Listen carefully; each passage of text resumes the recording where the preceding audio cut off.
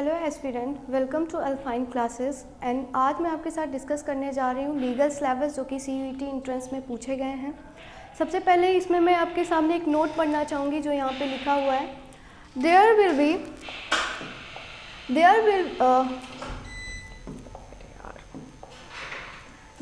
B one question paper which will have 50 question out of which 40 question need to be attempt. मतलब कि आपको दिए जाएंगे 50 question और आपको क्या नीड है, आपको 40 क्वेश्चन उसमें से क्या करना है, अटेम्प्ट करना है। मतलब 10 क्वेश्चन आपके लिए ऐसे ही ऑप्शन है, आप अटेम्प्ट करें या ना करें, ठीक है। और उसके बाद आगे बढ़ते हैं तो जो पहला टॉपिक आता है दैट इज जुडिशरी। क्या आता है?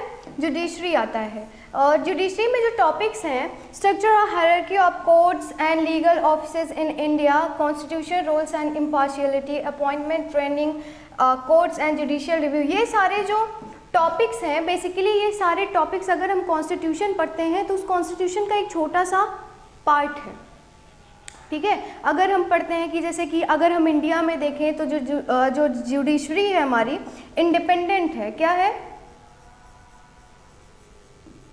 इंडिपेंडेंट जुडिशरी है इंडिया में। मतलब जैसे कि हमारे यहाँ अगर हम बात करें कि जो हमारे ऑर्गन्स होते हैं गवर्नमेंट के 3 मेन, लेजिस्लेचर होता है, एग्जीक्यूटिव होता है और जो थर्ड होता है जुडिशरी होता है। तो जुडिशरी में जो है उसमें किसी भी जो दूसरे ऑर्गन्स हैं या फिर जो दूसरे पार्ट हैं उनका इंटरफेयर बिल्कुल नहीं होगा जुडिशरी में, ठीक है। और उसके बाद इसमें पढ़ेंगे क्या, बेसिकली पढ़ेंगे हम जैसे कि कोर्ट्स पढ़ने हमको कि कोर्ट्स क्या हैं, उनके लेबल्स क्या हैं, ये सारी चीज़ें हमको पढ़ना पड़ेगा। और एक चीज़ और मैं आप लोगों को बता दूं कि ये जो पूरा लीगल का सिलेबस है जो CUET ले रहा है, लीगल डोमेन सब्जेक्ट में दिया है, ऑफिशियल ये सिलेबस है बेसिकली जो ऑफिशियल वेबसाइट पे दिया है CUET ने। ये पूरा सिलेबस क्लास 12th की NCERT है जिसका नाम है लीगल स्टडीज़। एक लीगल स्टडीज़ करके एक बुक आती है क्लास 12th की जिसका ये पूरा सिलेबस उठा के दे दिया गया है CUET का, ठीक है। तो अगर आप पढ़ना चाहते हैं तो वो बुक ला के अगर आप रीड करते हैं तो आपको बहुत ज़्यादा हेल्प मिलेगी क्योंकि टोटल वही पूरा यहाँ पे दिया गया है। जो नेक्स्ट टॉपिक है that is topics of law. मतलब कि जो हमारे टॉपिक्स हैं लॉ के वो सारी चीज़ें, जैसे बेसिकली लॉ ऑफ प्रॉपर्टी आपको पढ़ना है, प्रॉपर्टी के बारे में आपको पता है, मूवेबल होती है, इमूवेबल प्रॉपर्टीज़ होती हैं। लॉ ऑफ कॉन्ट्रैक्ट पढ़ना है। लॉ ऑफ कॉन्ट्रैक्ट्स में बेसिकली हमको क्या पढ़ना है कि एग्रीमेंट कॉन्ट्रैक्ट में डिफरेंट क्या होता है, एग्रीमेंट अलग होता है, कॉन्ट्रैक्ट अलग होता है, ये सारे चीज़ें हमको पढ़ना है। उसके बाद हमको वाइडेबल और उसके बाद वैलिड कॉन्ट्रैक्ट्स क्या होते हैं, ये सारी चीज़ें हमको पढ़ना है। जो थर्ड टॉपिक है that is law of torts. क्या है? लॉ ऑफ टॉर्ट्स है थर्ड टॉपिक। इसमें बेसिकली जो छोटे छोटे लिटिगेशंस होते हैं वो सारी चीज़ें इसमें पढ़ना है, ठीक है। उसके बाद introduction to criminal laws in India. उसके बाद जो क्रिमिनल लॉज हैं उसको पढ़ना है, जैसे कि IPC पढ़ना है, CRPC पढ़ना है, ये सारी चीज़ें पढ़ना है। और यहाँ पे मैं एक टर्म आप लोगों को समझाना चाहूँगी that is crime and offence. दोनों में डिफरेंट होता है, दोनों का मतलब क्राइम एंड ऑफेंस दोनों अलग टर्म होते हैं। अगर क्राइम की बात करें तो मान लीजिए कोई एक ऐसी जगह है जहाँ पे एक रूल बनाया गया है। क्या बनाया गया है? एक रूल बनाया गया। जैसे मान लीजिए अल्फाइन क्लासेस का एक रूल बन जाए कि यहाँ पर जो भी बॉयज़ आएंगे पढ़ने के लिए वो अपने सर पे चुन्नी ओढ़ के बैठेंगे, लेकिन आपने मेरा रूल जो है नहीं फॉलो किया तो आपने मेरे अकॉर्डिंग क्या किया? क्राइम किया, ठीक है। आपने क्या किया? क्राइम किया मेरे अकॉर्डिंग, क्योंकि मैंने एक रूल बनाया था कि अगर आपको यहाँ पे पढ़ना है तो आपको सर पे चुन्नी लेना पड़ेगा। लेकिन अगर हम ऑफेंस की बात करें, आप कोई ऐसा एक्ट करते हो कोई भी जो कि लॉ में डिफाइन किया गया as a offence, as a crime, तो उसको हम ऑफेंस बोलते हैं। जैसे कि मान लीजिए हम थेफ्ट का एक एग्जाम्पल लेते हैं। मान लीजिए आपने चोरी की, हम कैसे जानेंगे ये क्राइम है कि ऑफेंस है? पहली बात, अगर हम थेफ्ट की बात देखें तो हम लॉ में देखते हैं जो थेफ्ट के एलिमेंट्स होते हैं, जो कि आपको ये सारी चीज़ें करेंगे तो आप क्या करेंगे, आप थेफ्ट करेंगे, वो सारी चीज़ें डिस्क्राइब है। पहली बात तो अगर आपको थेफ्ट कमिट करना है तो आपको क्या करना पड़ेगा, एक मूवेबल प्रॉपर्टी लेनी चाहिए, क्योंकि जैसे कि यहाँ पे एक बुक को मैं चोरी कर सकती हूँ, क्योंकि बुक हमारी क्या है, मूवेबल प्रॉपर्टी है। लेकिन क्या आप घर को चोरी करके कहीं और लेके जा सकते हो, नहीं लेके जा सकते हो ऑब्वियसली। क्या सर पे उठा के लेके जाओगे, नहीं ना। तो ऑफेंस करने के लिए क्या होता है, सबसे पहली बात मूवेबल प्रॉपर्टी, ऑफेंस नहीं सॉरी थेफ्ट के लिए आपको क्या होना चाहिए, सबसे पहले मूवेबल प्रॉपर्टी होनी चाहिए।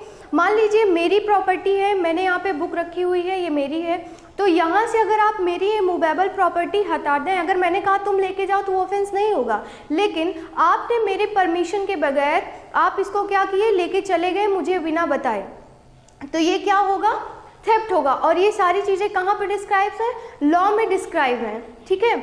और उसके बाद इतना आपका हो गया, उसके बाद आगे देखते हैं आर्बिट्रेशन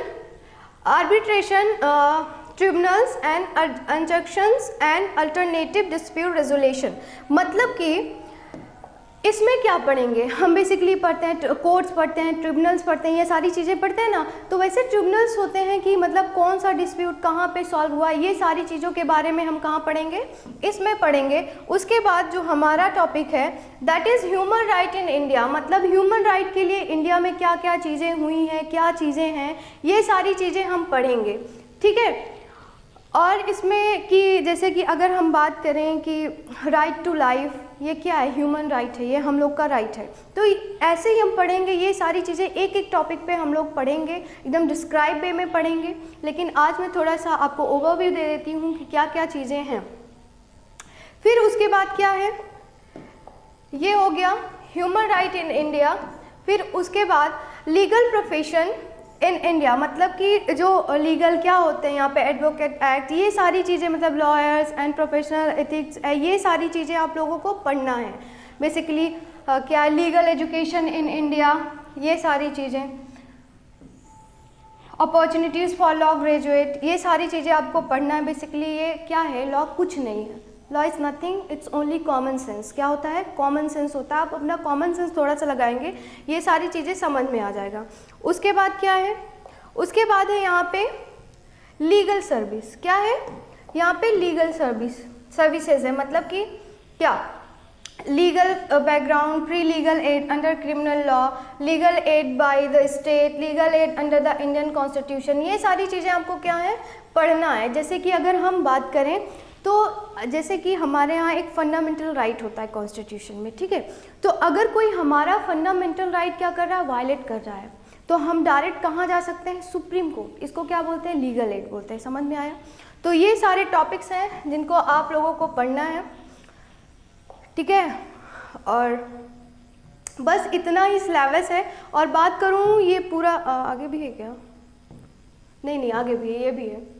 इंटरनेशनल कॉन्टेक्स्ट, ये सारी चीज़ें, मतलब कि इंटरनेशनल लॉज क्या होते हैं, ये सारी चीज़ें, ट्रीटीज़ जो इंटरनेशनल लेवल, अभी तो हम क्या पढ़े थे, नेशनल लेवल पे, इंडिया लेवल पे, लेकिन अब किस लेवल पे पढ़ेंगे, इंटरनेशनल लेवल के बारे में पढ़ेंगे। ये सारी चीज़ें भी क्या हैं, आपके सिलेबस में है, ठीक है। And last most important thing, legal magazines आपको पढ़ना ही पढ़ना है। इसमें कुछ लीगल मैगजीन्स होती हैं, जैसे कि हम लोग मीनिंग्स पढ़ते हैं कि इसका मतलब क्या होता है। वैसे लॉ में कुछ क्या होते हैं, फॉरेन वर्ड्स होते हैं, उनकी मीनिंग्स हमको पढ़ना रहता है। तो ये सारे टर्म हम पढ़ेंगे, एक एक करके सारे टॉपिक को कवर करेंगे। लेकिन आज सिर्फ इतना ही, ये तो हो गई सिलेबस की बातें, ठीक है। अगर आप जो है पढ़ना चाहते हैं, मैंने टेक्स्ट बुक भी बता दिया कि अगर आप 12th का जो है NCERT उठा लेते हैं लीगल स्टडीज़ का, तो उसमें आपको पूरा सिलेबस मिल जाएगा। लेकिन अगर आपको नहीं समझ में आता है तो आप हमारा एक बैच ज्वाइन कर सकते हैं, जिसमें आपको मिलेगा क्या क्या। पहली बात तो जो इम्पोर्टेंट चीज़ है कि प्राइस जो है बहुत ही कम है इस बैच की, और आपको इंडिविजुअल अटेंशन आप सभी को मिलेगा। जैसे कि अगर आपके कोई डाउट्स हैं, रेगुलर आपके डाउट लिए जाएंगे, टीचर्स अच्छी आपको फैसिलिटीज़ मिलेंगी, हर एक चीज़। और उसके बाद जो है आपको सारे सब्जेक्ट, अलग अलग सब्जेक्ट एकदम डिस्क्राइब वे में बताया जाएगा, हर एक चीज़ से आपको फैमिलियर किया जाएगा। अगर आप ये करना चाहते हैं तो आप प्ले स्टोर पे जाइए और हमारा जो है ऐप है अल्फाइन क्लासेस, आप उसको डाउनलोड कर लीजिए।